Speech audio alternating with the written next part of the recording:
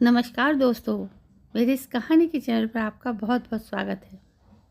आज फिर एक बार राजा की विशाल सभा लगी है।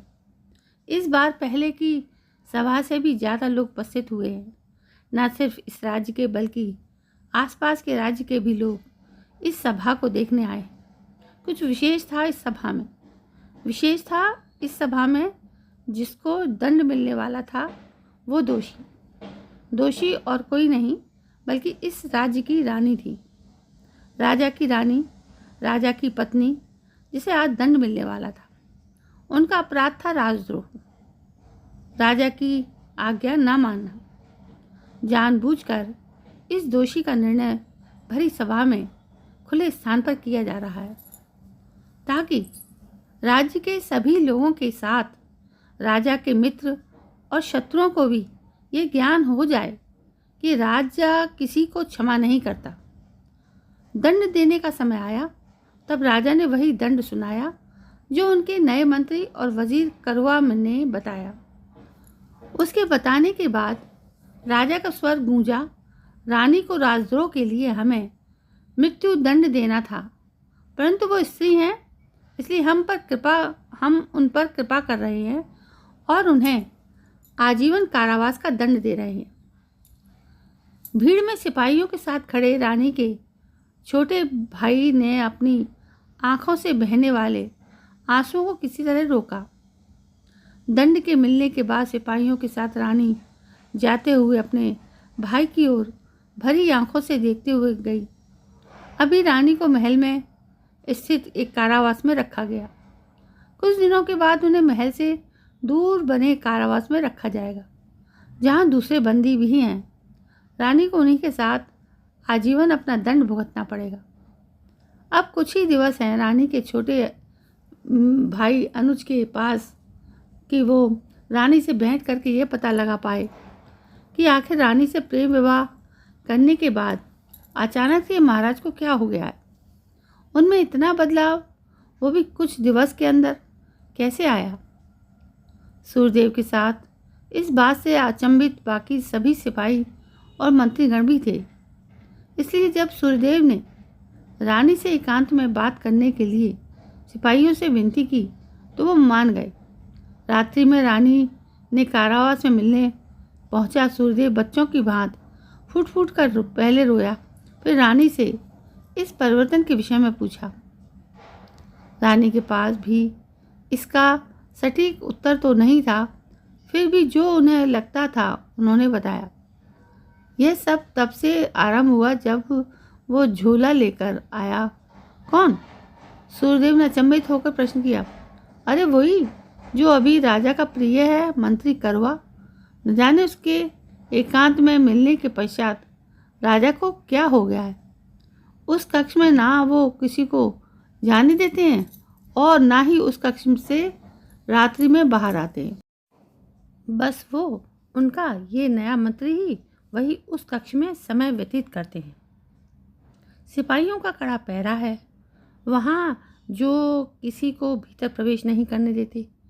मैंने उस कक्ष में जाने का प्रयास किया, बस यही मेरा राजद्रोह है जिसका दंड मुझे आजीवन भुगतना है। सूर्यदेव के मन में असीमित प्रश्न थे और उन सभी का उत्तर था वो कक्ष जहाँ पर सख्त पहरा है।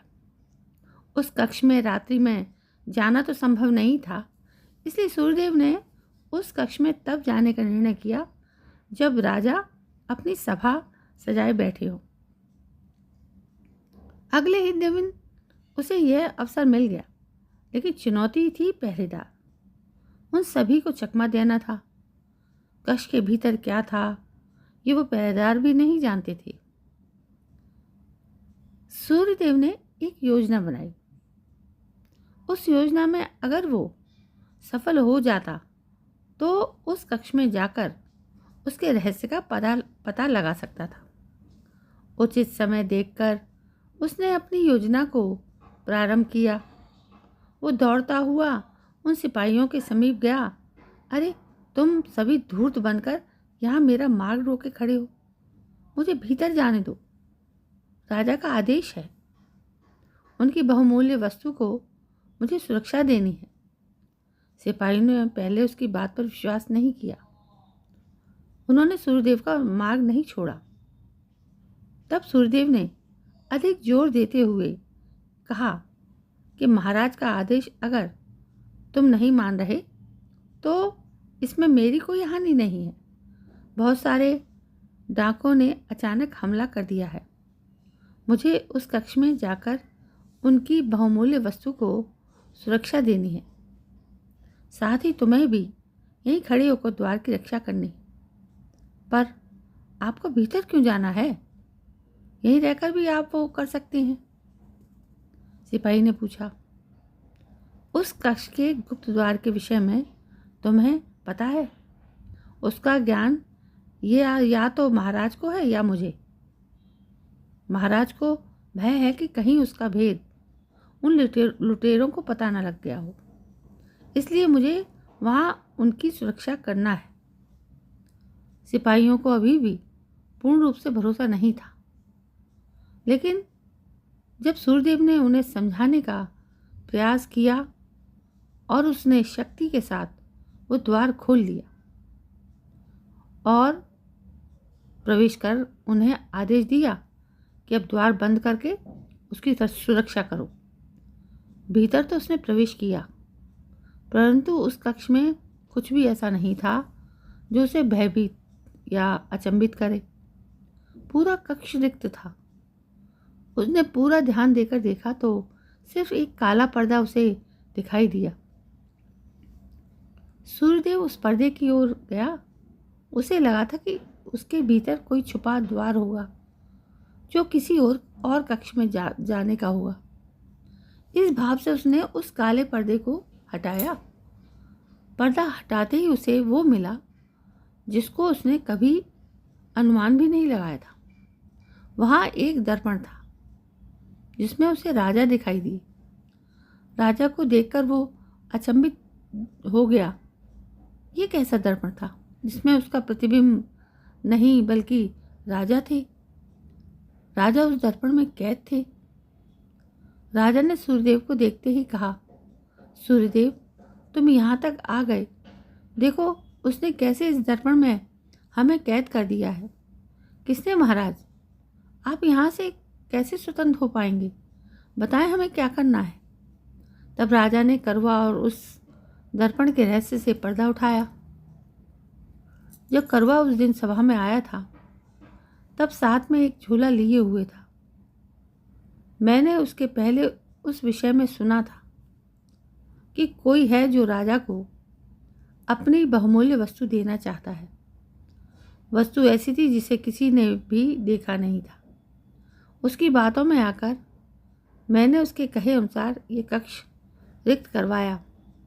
कक्ष में आकर उसने मुझे कहा कि वो मेरे लिए एक ऐसा चमत्कारिक दर्पण लाया है जिससे हम भविष्य देख सकेंगे।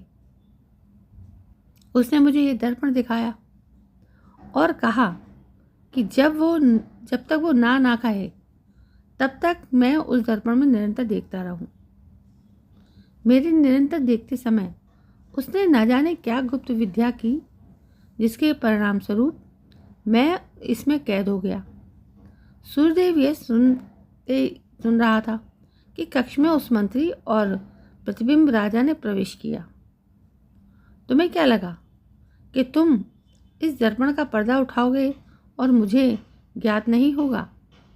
अब तुम भी सदा के लिए अपने इस महाराज के साथ रहोगे इस दर्पण में। सूर्यदेव भयभीत था। वो राजा का हर्ष देख चुका था। इस समय वो खुद को बड़ा कमज़ोर महसूस कर रहा था। फिर हड़बड़ाहट में उसने छिपाई हुई छोटी तलवार निकाली। करवा देखकर जोर से हंसा। अच्छा, तुम हमसे हमारी हत्या करोगे? मारो, मैं तुम्हें नहीं, इस दर्पण को नष्ट करूँगा। यह भी सूर्यदेव की एक योजना थी। दर्पण के नष्ट होने का सुनने से करवा में क्या परिवर्तन होता है वो ये देखना चाहता था। वो अपनी इस योजना में सफल हुआ। मंत्री भयभीत हुआ। ऐसा सोचना भी नहीं, मन में तुम्हें यहाँ से जीवित जाने देता हूँ, तुम बस उस दर्पण को नष्ट मत करना। सूर्यदेव ने देखा कि सिर्फ मंत्री कड़वा ही वार्ता कर रहा है, राजा का प्रतिबिंब कुछ भी प्रतिक्रिया नहीं दे रहा है। वो सिर्फ उस मंत्री की कठपुतली है। सूर्यदेव ने उस दर्पण को नष्ट करने का मन बनाया और दर्पण में कैद राजा को कहा, महाराज अब आप स्वतंत्र हैं। ये कहकर उसने दर्पण पर अपना हाथ में पकड़ी तलवार से जोर से मारा। दर्पण बहुत कच्चा था, हाथ लगते ही चूर चूर हो गया। उसके चूर चूर होते ही निकली एक चीख, जो कि मंत्री करवा की थी। सुबह फिर एक सभा सजाई गई। आज भी किसी को दंड देना है। दंड पाने वाले एक नहीं, दो व्यक्ति थे, एक मंत्री और दूसरा सूर्यदेव। मंत्री और सूर्यदेव को बंधक बनाकर बेड़ियों में जकड़ा हुआ था। विवश मंत्री ने सूर्यदेव को कहा, यह था तुम्हारे दर्पण तोड़ने का परिणाम। तुमने एक दर्पण से कई जीवन समाप्त कर दिए। एक दर्पण में कैद राजा का, तुम्हारा और मेरा। दर्पण के नष्ट होने से राजा नहीं, ये प्रतिबिंब स्वतंत्र हो गया है। पहले ये मेरी आज्ञा का पालन करता था, लेकिन अब इसे कोई नहीं रोक सकेगा। सूर्यदेव ने राजा के प्रतिबिंब को देखा। अहंकारी भरी आंखें और मुस्कान लिए वो तन कर सिंहासन पर बैठा था।